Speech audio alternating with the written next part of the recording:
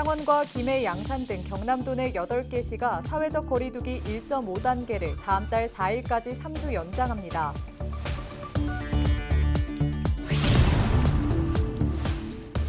세계 헌혈자의 날을 맞아 경남에서 유공자에게 표창이 수여됐습니다. 코로나 상황에도 절실한 헌혈의 의미를 취재했습니다.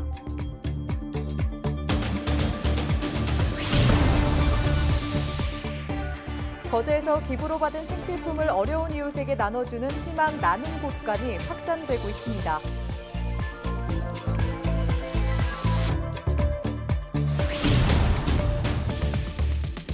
14일 오전 김해 삼방동의 15층짜리 아파트 8층에서 불이 났습니다. 다행히 인명피해는 없었습니다.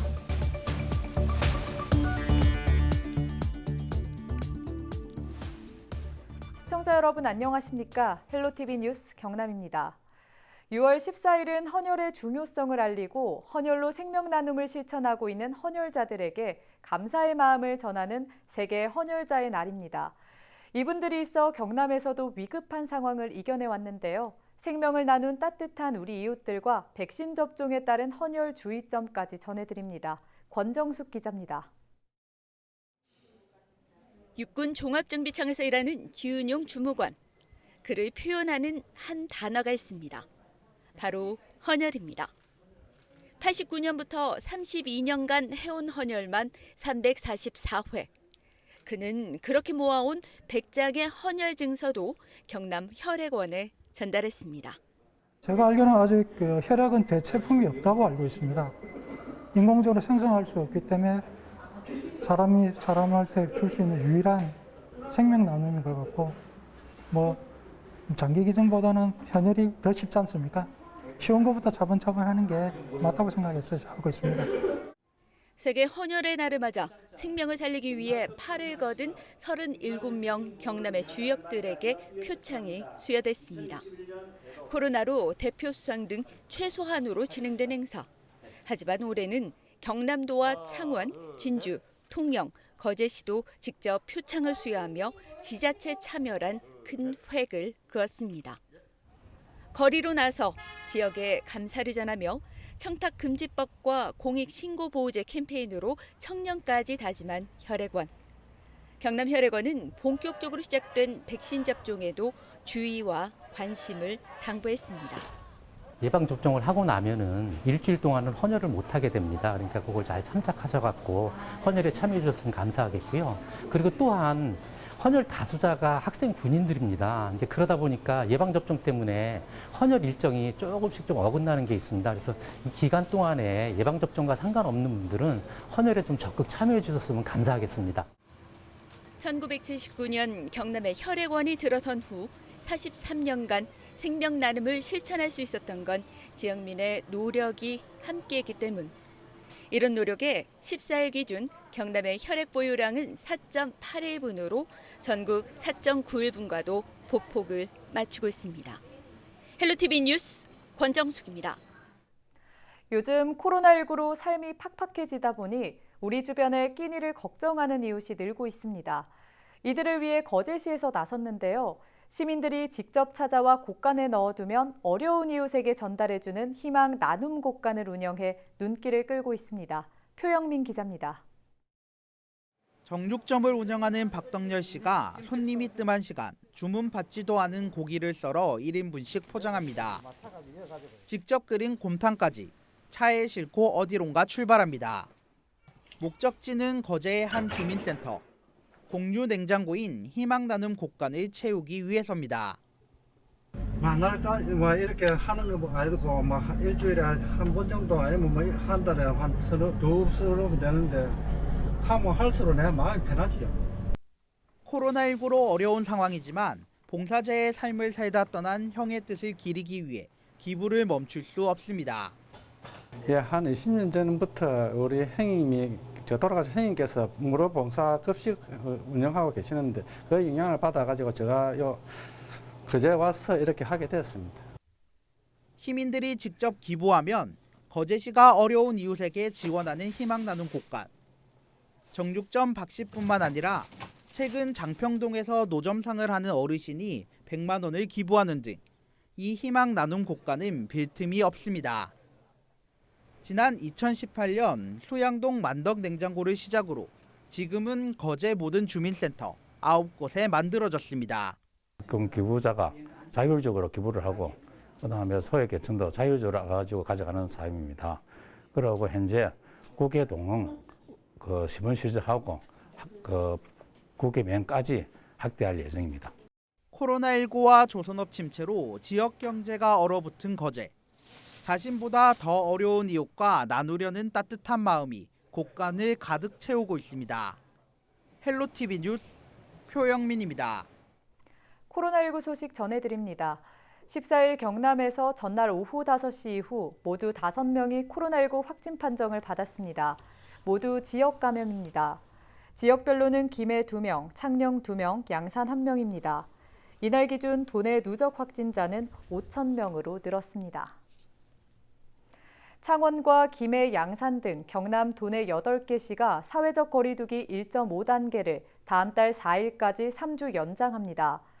8개 시에서는 식당과 카페 운영 시간 제한이 없으며 5인 이상 사적 모임 금지 조치는 유지됩니다.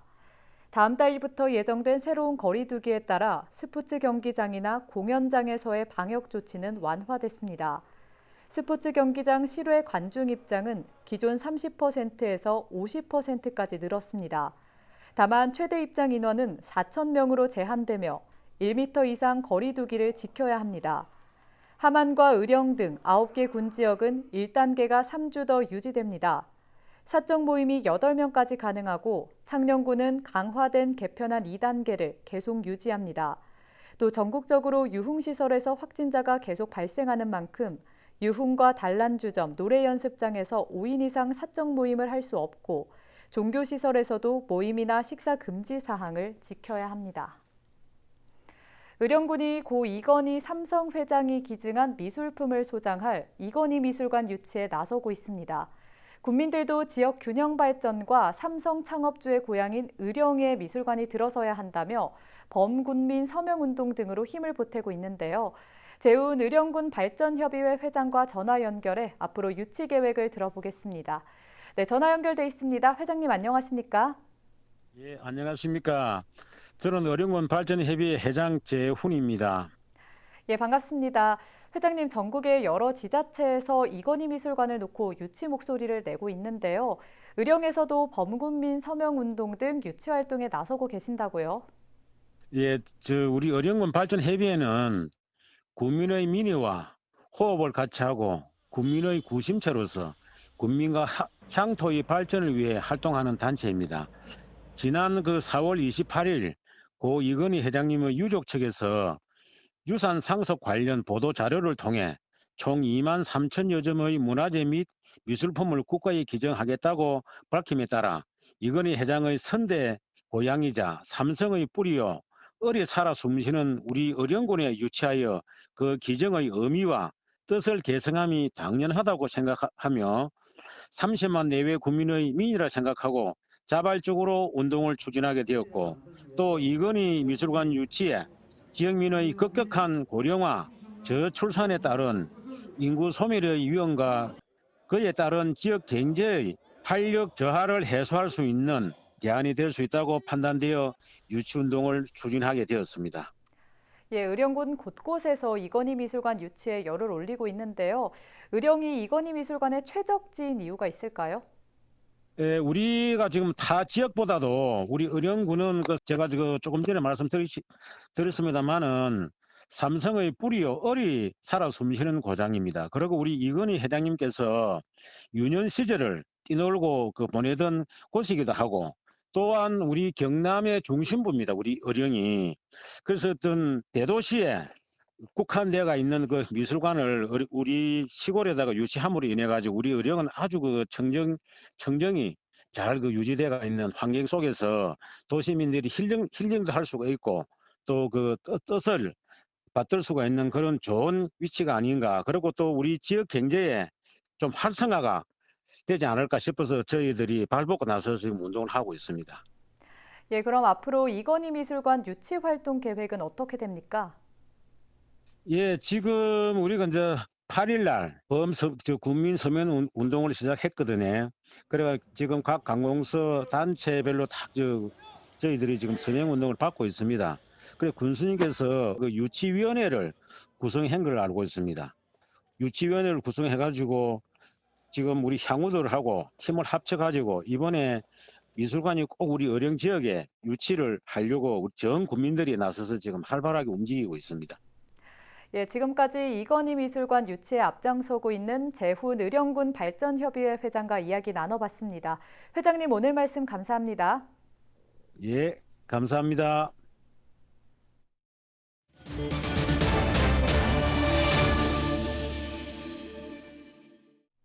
네, 다음 소식입니다.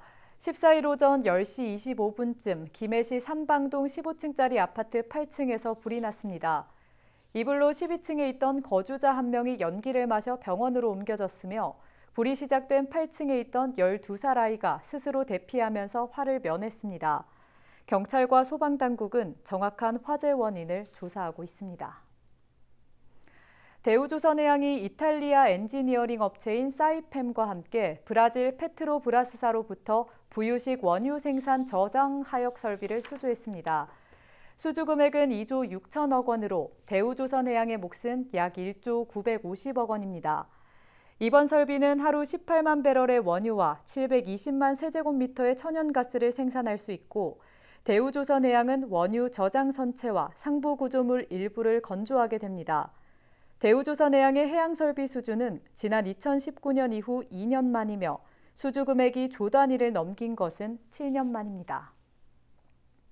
시설물 유지관리 기업인 주식회사 두영과 주식회사 만남건설이 경남도 교육청에 아이조아 통장 사업을 약정했습니다. 두 기업이 약정한 금액은 각각 5천만 원과 3천만 원으로 올해부터 10년간 매년 500만 원과 300만 원을 기부하게 됩니다.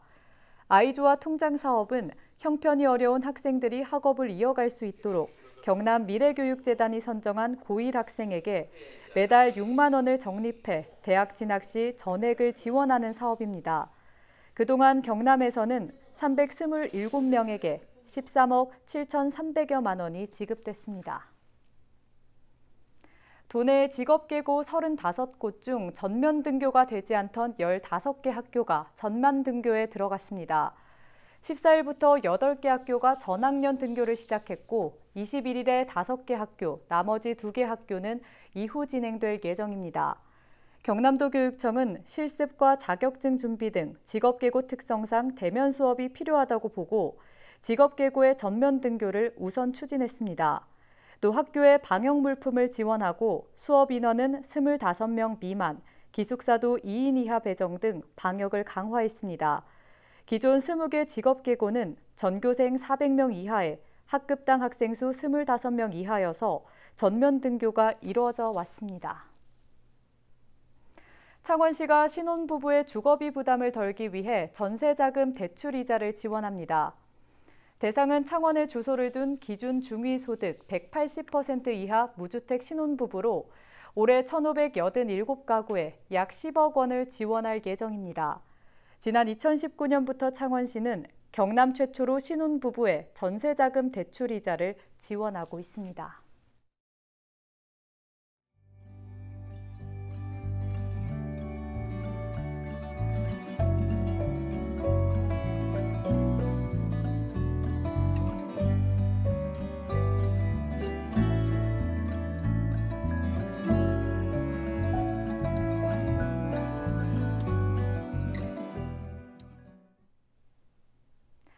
얼마 전 택배 노동자가 또 쓰러졌습니다. 40대 택배기사가 뇌출혈로 쓰러져 현재 의식 불명 상태에 빠졌는데요.